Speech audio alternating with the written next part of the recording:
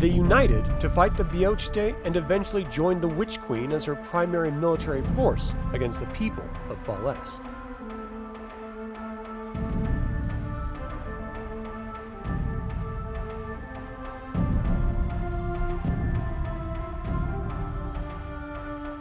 Welcome to this continuation of my DireLands system agnostic dark fantasy campaign setting.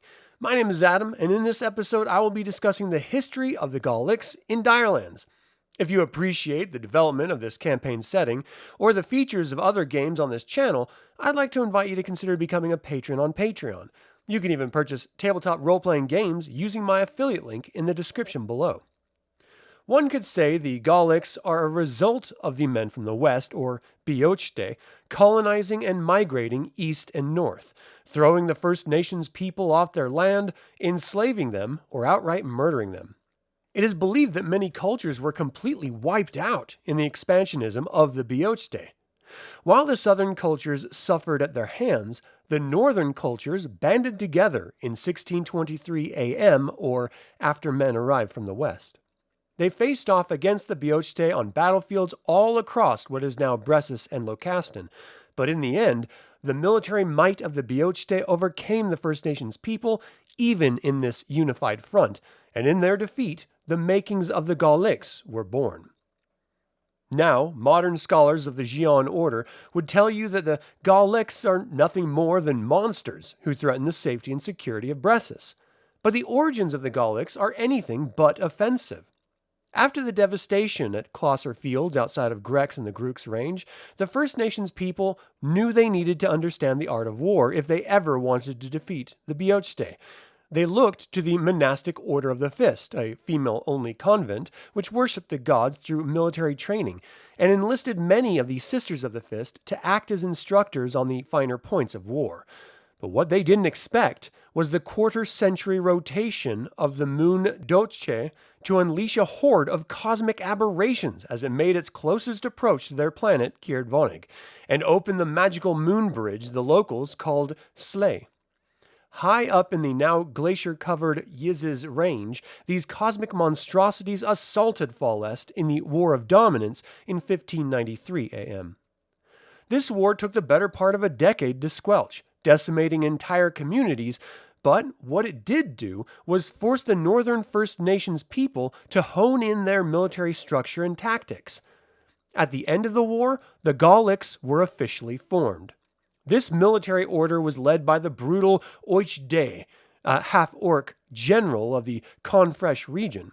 His empress was the formal Zintra tribal shaman Hoiju, and her connection to the Eviliv3, an ancient order of cosmic sorcerers, gave her the foreknowledge as they studied the precession of the stars, discerning the optimum time to strike back against the Beàrrta and ultimately heralding the arrival of the Quall.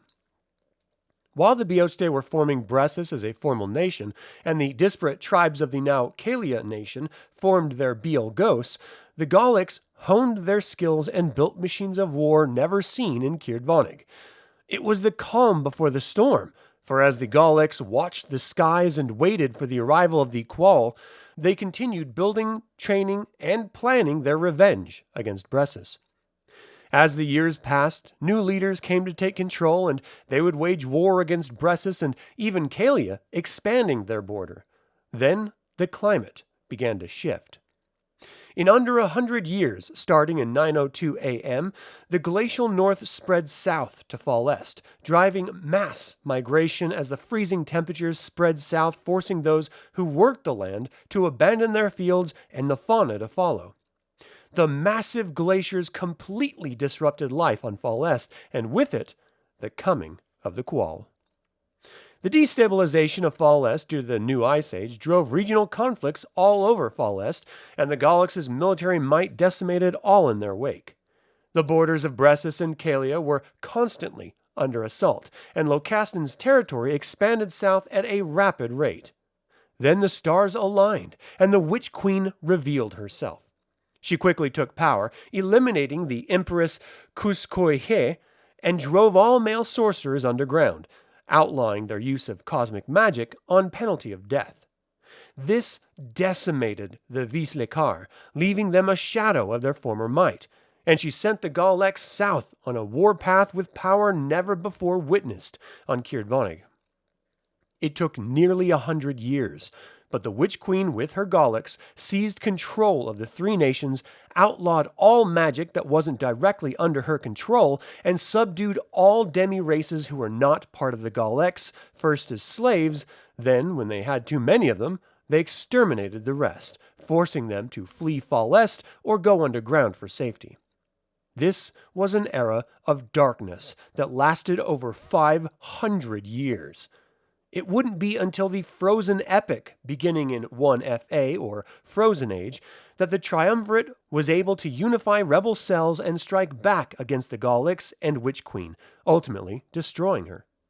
This left the Gaullix isolated, even in their nation of Locastin, and they withdrew to the Grook's range in their cities of Clintic, Grief, and Zez, and began to rebuild their forces.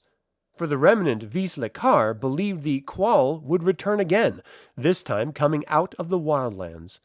So they watched and waited for their Witch Queen's return, all the while building up their armies, war machines, and plans to strike back at the Triumvirate, Beàrrta, and free peoples of Faulest.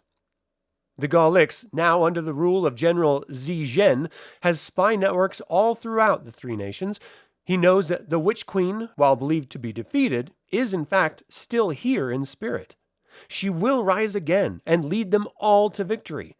Will you stand up against the Gaullix in your home campaign, or join them as they retake Faulest under the Witch Queen's banner? The future of these DireLands are in your hands. Thank you for watching today's DireLands Fantasy Campaign Setting episode. Please consider subscribing to this YouTube channel, liking and commenting on this video, and if you enjoyed this episode, consider becoming a patron on Patreon. Always remember that evil spelled backwards is live, so get out there and be evil.